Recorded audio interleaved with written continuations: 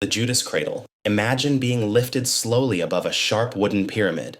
Your arms and legs tied with ropes, forcing you to balance your entire weight on the narrow point below. The tip was greased to make it slide in easier, but not too easy.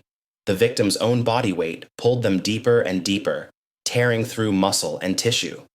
Executioners sometimes added weights to the ankles to make the process quicker, but quicker still meant hours. The Judas cradle wasn't made to kill instantly. It was made to make you do the killing to yourself. The Spanish tickler. The Spanish tickler looked like a claw, made of iron, curved like fingers, each tip sharpened to rip through skin. The condemned would be chained to a wall, and the claws would be dragged across their flesh. Face, chest, back, sometimes down to the bone. There was no rhythm or pattern, just the slow sound of tearing. In some cases, the victim was kept alive between sessions, so the next day, the wounds could be reopened. They called it the tickler to mock the screams, because to them, it was entertainment. The lead sprinkler, it looked harmless, a small metal ball with holes at the tip, like a child's rattle. But instead of sound, it carried molten silver, boiling oil, or even acid. The victim was held down, and the liquid was poured, drop by drop, through the sprinkler onto their body, face, chest, and eyes. The first drops didn't kill, they just burned the skin. The next melted through it. Eventually, the body stopped reacting, but the heart didn't. It kept beating as if the body refused to believe it was already dead. Molten gold. This method was reserved for the wealthy, kings, traders, or those who had stolen gold themselves. The condemned was tied down, and molten gold was poured directly into their mouth or ears.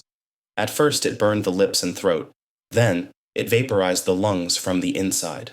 Archaeologists later found traces of solidified gold in the skulls of victims, proof that greed had a literal price.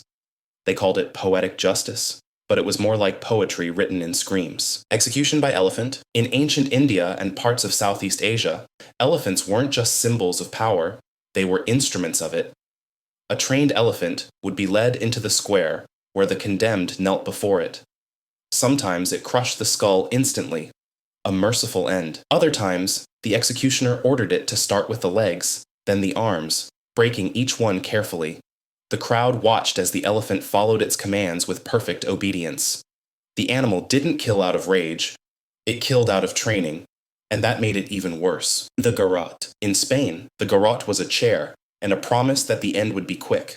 The victim was seated, hands bound, a metal collar placed around the neck. Behind the chair was a screw connected to the collar. One turn crushed the windpipe. 2 turns shattered the spine. The condemned could hear the gears turning behind their head, knowing that with each click, their body was one sound closer to silence. Crocodile shears. They looked like a blacksmith's tongs, but sharper, jagged on the inside, shaped like the open jaws of a reptile. Heated until glowing red, they were clamped onto the victim's body, usually the fingers, nipples, or genitals. The heat cauterized the wound as it tore. It wasn't meant to cause death, at least not right away. It was designed for public humiliation, to make others look away, but never forget. The blood eagle, used by the Vikings, it began like a ritual, not a punishment. The victim was laid face down. An executioner carved into the back, breaking the ribs and pulling them open to resemble wings.